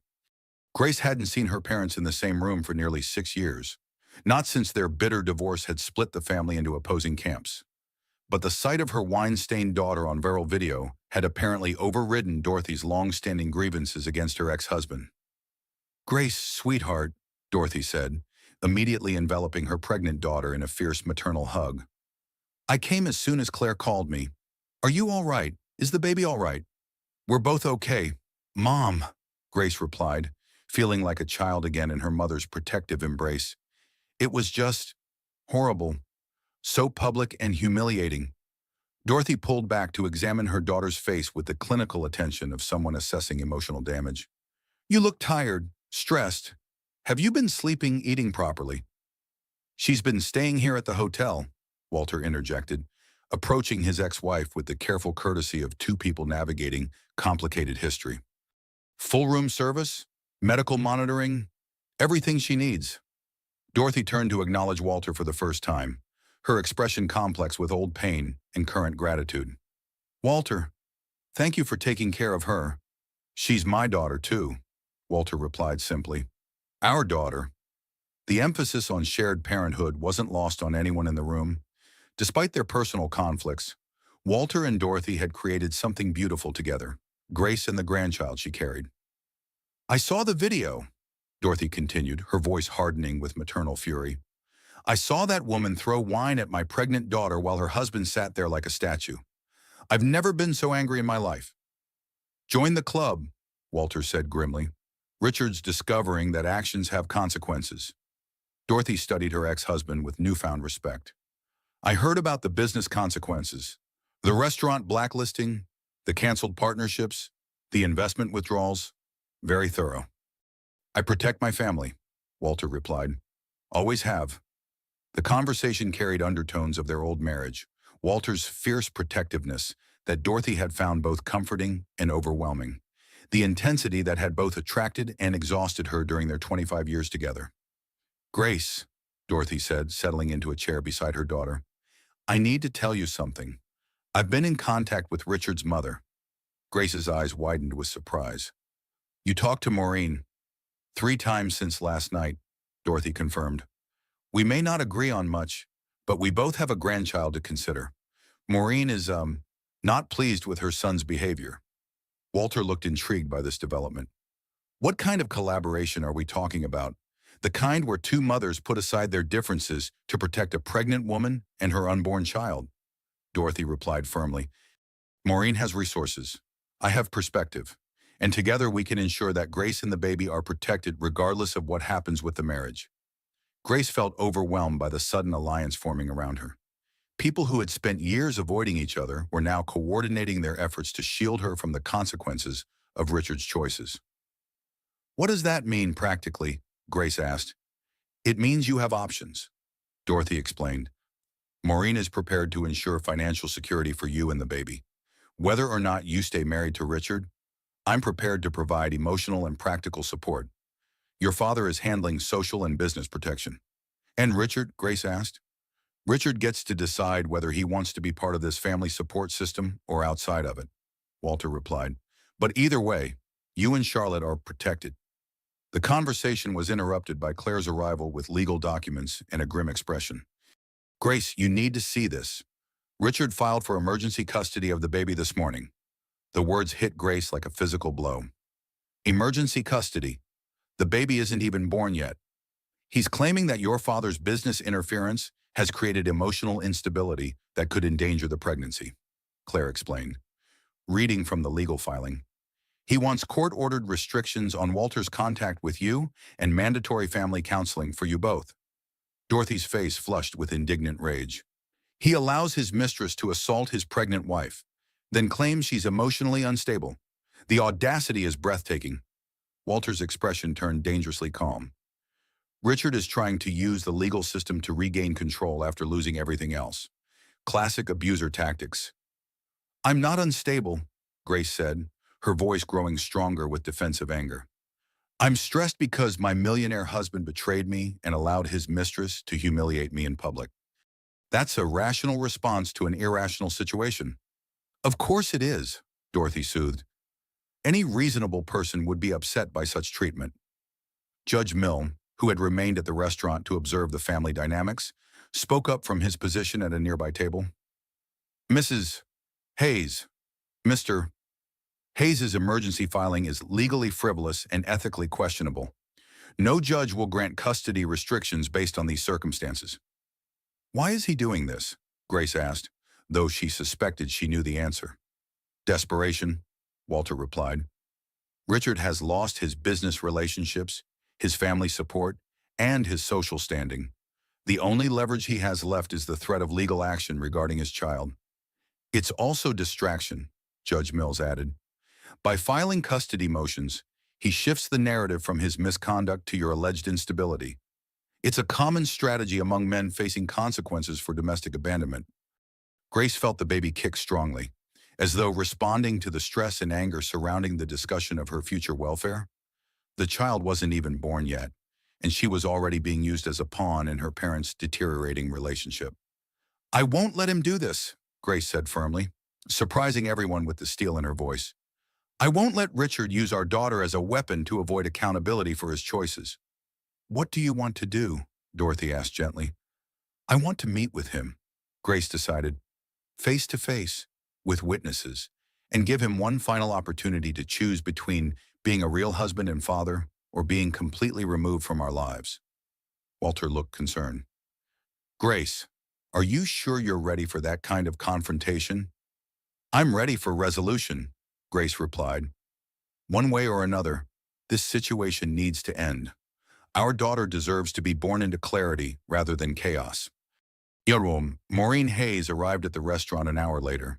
Having been summoned by Dorothy for their unprecedented collaboration, the two mothers approached each other with the wary respect of former adversaries united by common purpose. Dorothy, Maureen said with formal courtesy, thank you for calling me. Maureen, Dorothy replied, our children have created a situation that requires adult supervision. The understatement was deliberate and effective. Both women understood that their offspring had failed to handle their relationship responsibly, necessitating parental intervention to protect the innocent grandchild caught in the middle. I've reviewed Richard's legal filing, Maureen said, her voice tight with disapproval. It's embarrassing, vindictive, and completely counterproductive to his stated goal of family reconciliation. He's trying to intimidate Grace into compliance, Dorothy observed. Make her afraid of losing custody so she'll accept his infidelity and abuse. Over my dead body, Maureen replied with surprising vehemence. The Hayes family does not engage in legal intimidation of pregnant women. Richard has crossed a line that I will not tolerate. Grace watched her mother and mother-in-law coordinate their opposition to Richard's legal strategy, marveling at how quickly former strangers could become allies when facing a common threat to someone they both loved. What's your plan? Grace asked. Simple, Maureen replied. We're calling Richard's bluff. I've retained the best family law attorney in the state to represent you, at family expense. We're going to show him that his legal threats are not only baseless, but actively harmful to his own position.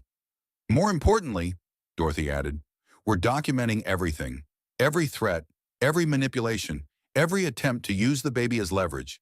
If this goes to court, the judge will see exactly what kind of man Richard really is. Walter nodded approvingly. Comprehensive documentation tends to be very persuasive in legal proceedings. There's something else, Maureen continued. I've spoken with Richard's business partners about the emergency custody filing, They're concerned about his judgment and emotional stability. Concerned how, Grace asked. Concerned enough to accelerate their withdrawal from professional relationships, Maureen explained. A man who files frivolous custody motions against his pregnant wife while his business empire collapses is not someone they want to be associated with. Grace realized that Richard's legal strategy was backfiring spectacularly. Instead of intimidating her into submission, he was providing additional evidence of his poor judgment to an ever-widening circle of people who influenced his professional and social standing. He's destroying himself, Grace observed sadly. He's making choices, Walter corrected. Bad choices with predictable consequences.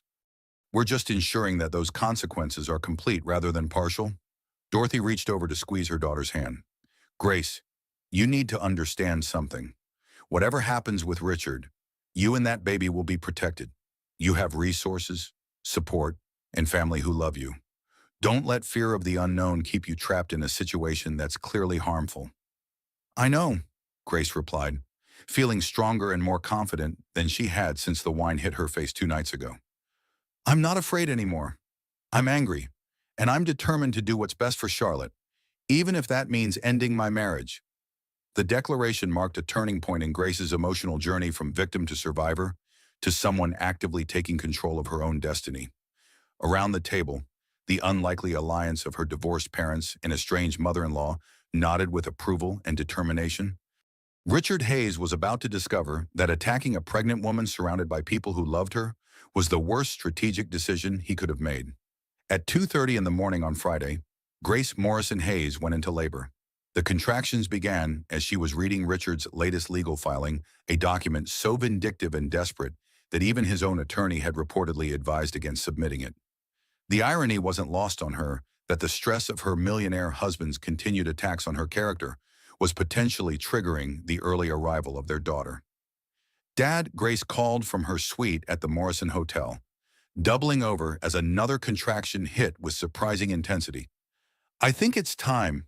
Walter appeared in her doorway within seconds, already reaching for his phone to call 911. Behind him, Claire emerged from the guest bedroom, where she had been staying to monitor Grace's condition. How far apart are the contractions? Claire asked, immediately switching into crisis management mode. 3 minutes, Grace gasped, gripping the back of a chair as another wave of pain rolled through her body. They started about 20 minutes ago, but they're getting stronger fast. Walter was already coordinating with emergency services while simultaneously calling Grace's obstetrician. The efficiency of his response reminded Grace why he had been so successful in business when crisis struck. Walter Morrison took immediate, comprehensive action. Ambulance is on the way, Walter reported. Dr. Santos is meeting us at the hospital. Everything's going to be fine. Sweetheart. As they waited for the ambulance, Grace found herself thinking about how different this moment was from what she had imagined during her pregnancy. She had envisioned Richard holding her hand, coaching her through contractions, sharing the excitement and terror of their child's arrival. Instead, her father and best friend were her support system, while her millionaire husband was presumably asleep in the house she no longer considered home. Should we call Richard? Claire asked gently, voicing the question Grace had been avoiding. Grace considered this as another contraction, peaked and subsided. Call him, she decided. Whatever else he is, he's her father. He should have the chance to be there for her birth. Walter made the call while they traveled to the hospital, reaching Richard's voicemail and leaving a terse message. Grace is in labor. St. Mary's Hospital. If you want to meet your daughter, be there. By the time they reached the hospital, Grace's labor was progressing rapidly. Dr. Santos confirmed that baby Charlotte was eager to meet the world, arriving 3 weeks early but apparently healthy and strong. Everything looks good, Dr. Santos assured Grace as they prepared for delivery. She's a bit early, but her heart rate is strong and she seems ready for this journey.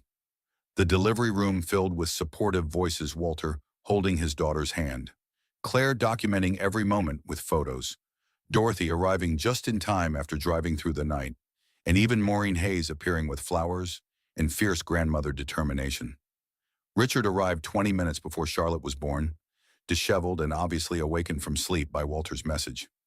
He entered the delivery room tentatively, unsure of his welcome after days of legal threats and emotional manipulation. "Grace," he said quietly, approaching her bedside with unexpected humility. "How are you feeling?"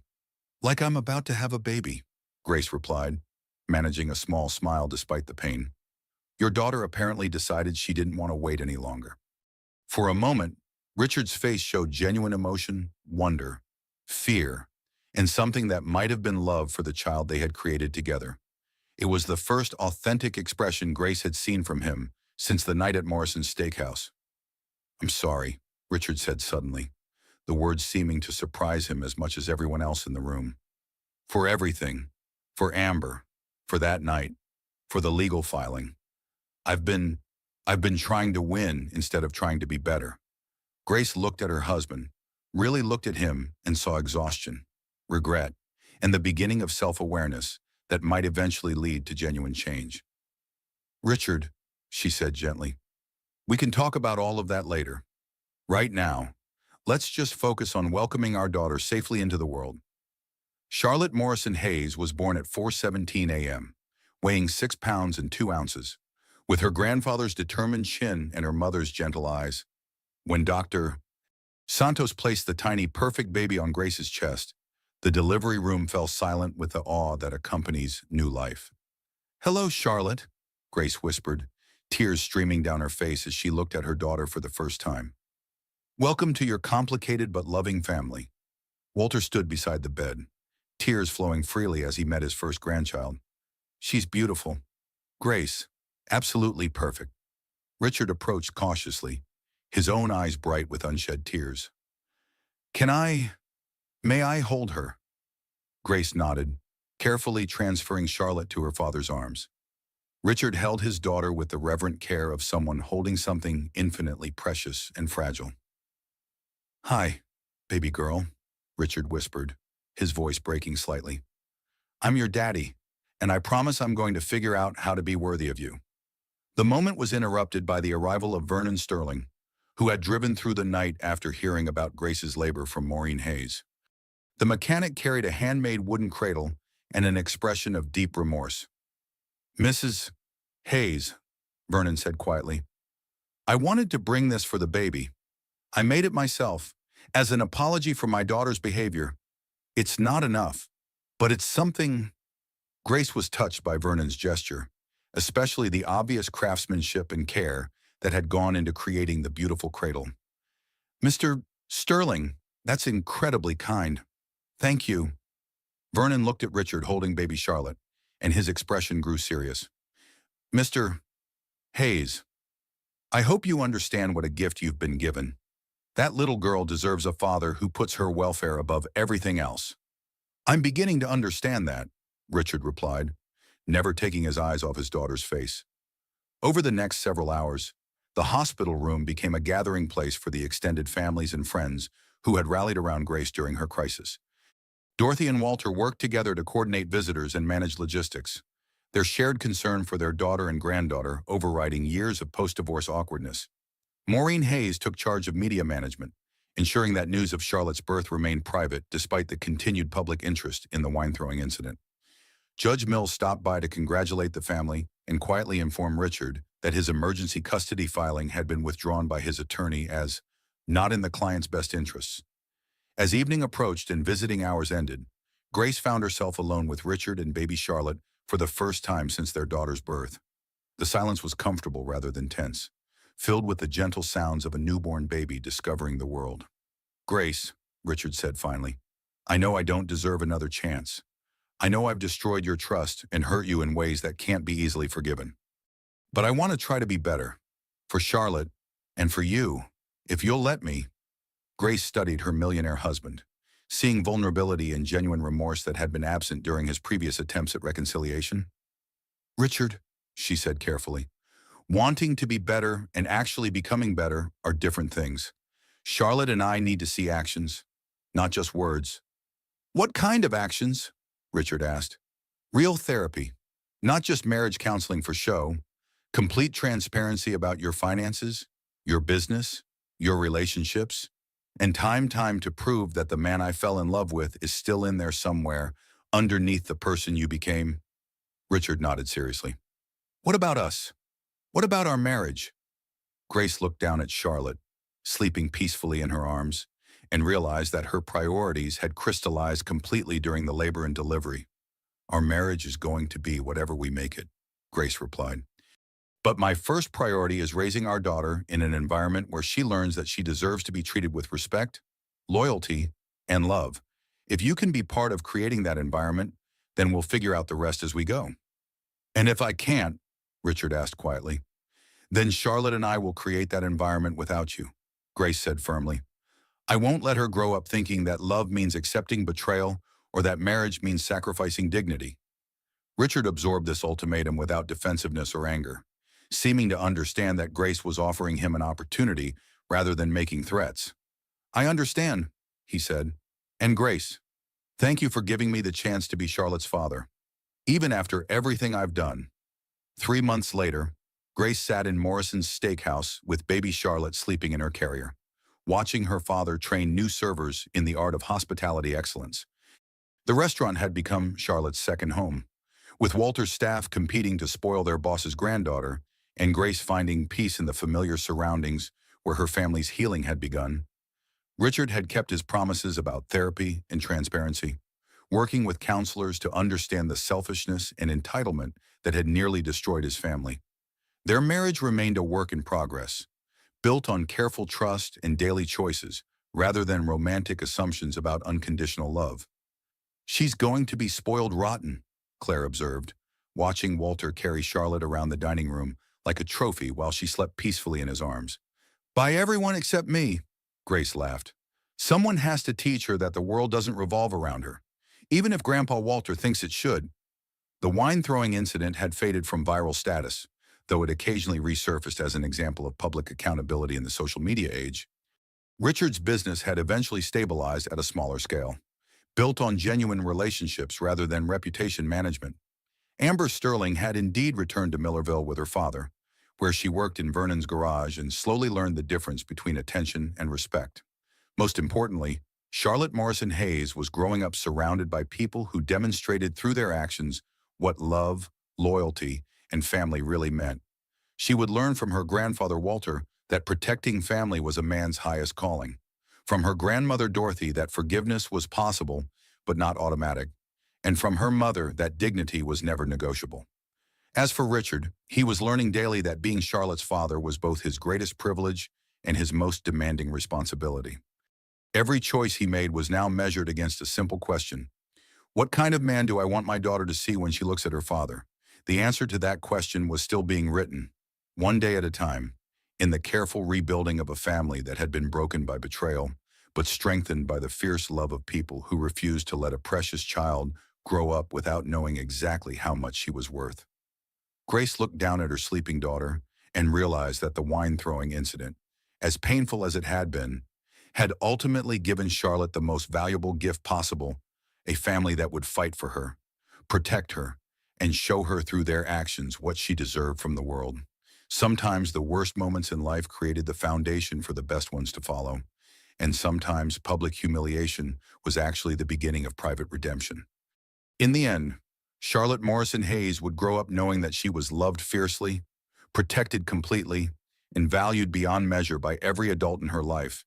And that knowledge would be worth all the wine-stained dresses and viral videos in the world.